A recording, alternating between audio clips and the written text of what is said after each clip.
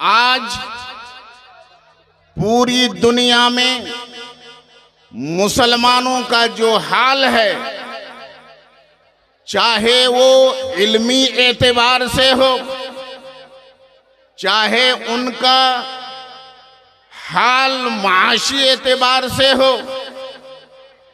इक्तिसादी एतबार से हो, चाहे उनका हाल सियासी एतबार से हो, चाहे उनका हाल अस्करी एतबार से हो, हर एतबार से मुसलमान आज पूरी दुनिया में मगलूबियत की जिंदगी गुजार रहा है। इल्मी एतबार से भी उसके वजूद को कल आदम करार दिया जा रहा है। न उनके पास कोई मजबूत सियासी प्लेटफॉर्म है, ना ही माशी एतबार से दुनिया में उनका वक़ार है।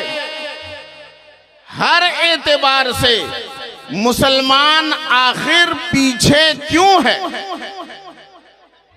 हर लिहाज से मुसलमान पीछे क्यों है? आज अगर आप देखें तो जितनी भी कौमें मुसलमानों की दुश्मन हैं, जो भी इस्लाम के दुश्मन हैं, उनके दिलों से मुसलमानों का रोब और दबदबा, मुसलमानों की ताकत और मुसलमानों का खौफ खत्म हो चुका है। अल्लाह के प्यारे नबी सल्लल्लाहु तआला अलैहि वसल्लम ने इसकी पेशन गोई पहले ही फरमा दी है। इरशाद फरमाया था सहाबाए किराम के दरमियान कि एक वक्त आएगा जब सारे इस्लाम के दुश्मन मुसलमानों पर एक बारगी टूट पड़ेंगे। सारी कौमें मुसलमानों पर टूट पड़ेंगी। किस तरीके से? कमा तदा अल अकलतु इला कसअतिहा, उसी तरह जिस तरह से भूख की शिद्दत की बुनियाद पर, तेज भूख लगने की वजह से जैसे दस्तरखान की तरफ सारे भूखे लपक पड़ते हैं, दौड़ पड़ते हैं, इसी तरीके से तमाम कौमें मुसलमानों के ऊपर एक साथ हमला आवर हो जाएंगे। सहाबाए किराम ने पूछा था, या रसूल अल्लाह, क्या उस वक्त हमारी तादाद कम होगी? क्या हम कम होंगे? तादाद में कम होंगे? रसूल पाक सल्लल्लाहु तआला अलैहि वसल्लम ने इरशाद फरमाया था, नहीं, उस वक्त तुम्हारी तादाद कम नहीं होगी, तुम कसीर तादाद में होगे। आज देखिए, मुसलमान लाखों करोड़ों में नहीं, अरबों की तादाद में हैं। मुसलमानों के 56 ममालिक हैं, 56 इस्लामी ममालिक हैं, लेकिन बोलो, क्या इस्लाम के दुश्मनों के दिल में हमारा कुछ रोबो दबदबा है? कुछ खौफ है? क्या हमारे पास कोई सियासी ताकत है? क्या हमारे पास कोई अस्करी ताकत है? नहीं, हरगिज नहीं। नबी पाक ने इरशाद फरमाया, उस वक्त तुम्हारी तादाद बहुत होगी, लेकिन उस वक्त तुम्हारे ऊपर वहन तारी हो जाएगा। हदीस पाक में लफ्ज आया है, तुम पर वहन तारी हो जाएगा। सहाबा ने पूछा, या रसूल अल्लाह, मल वहनो, वहन क्या है? वो जो हम पर वहन तारी हो जाएगा, हम वहन के शिकार हो जाएंगे। तो वहन क्या है? रसूल पाक ने इरशाद फरमाया, हुब्बुल मौती व हुब्बुद दुनिया व कराहियतुल मौत।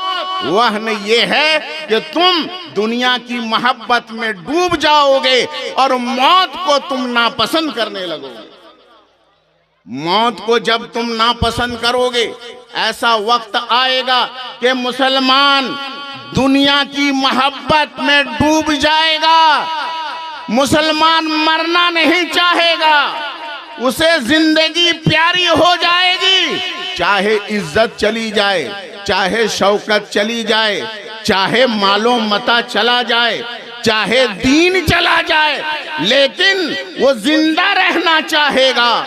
जिंदगी से इतनी मोहब्बत हो जाएगी कि उसकी गैरत खत्म हो जाएगी, और जब गैरत खत्म हो जाएगी तो दुश्मन तुम पर गालिब आ जाएंगे। आज हाल हमारा क्या है? 56 इस्लामी ममालिक और इस्लामी ममालिक के हुक्मरानों को देखो, आज दुश्मनों की वो खुद गुलामी करते हुए नजर आ रहे हैं। यही वजह है कि आज हर मैदान में हम पीछे हैं। मुसलमानों, ऐसे हाल में जाहिर है हमें करना क्या चाहिए? हज़रात गिरामी, जब तक कोई कौम अपनी तारीख नहीं दोहराती है, जब तक अपनी तारीख का सबक बार बार नहीं पढ़ती है, उस कौम को सफ़े हस्ती से मिटाने से कोई ताकत नहीं बचा सकती है। तारीख हमने भुला दी है, कौमों की तारीख हमने भुला दी है कि कौमों पर तबाही कैसे आई थी, अजाब क्यों आया था, तबाह बर्बाद कौमें क्यों कर दी गई थी। हमने इन तमाम असबाब को भुला दिया है। जब तक हम पिछला सबक नहीं दोहराएंगे और बार बार हम उसे याद नहीं करेंगे, हमें मिटने से कोई नहीं बचा सकता है। हजरात गिरामी, कुरान हकीम के अंदर किस्सस क्यों है, किस्से क्यों हैं, वाक़यात क्यों हैं? ये वाक़यात सिर्फ किस्से कहानी सिर्फ सुनाने के लिए नहीं है। कुरान के अंदर जितने वाक़यात हैं, कौमों के किस्से बयान किए गए हैं, उन किस्सों के पीछे ये हिकमत पोशीदा है कि इन किस्सों को तुम पढ़ो और इन किस्सों से तुम इबरत हासिल करो, इन वाक़यात से तुम इबरत हासिल करो, नसीहत हासिल करो। हज़रात गिरामी,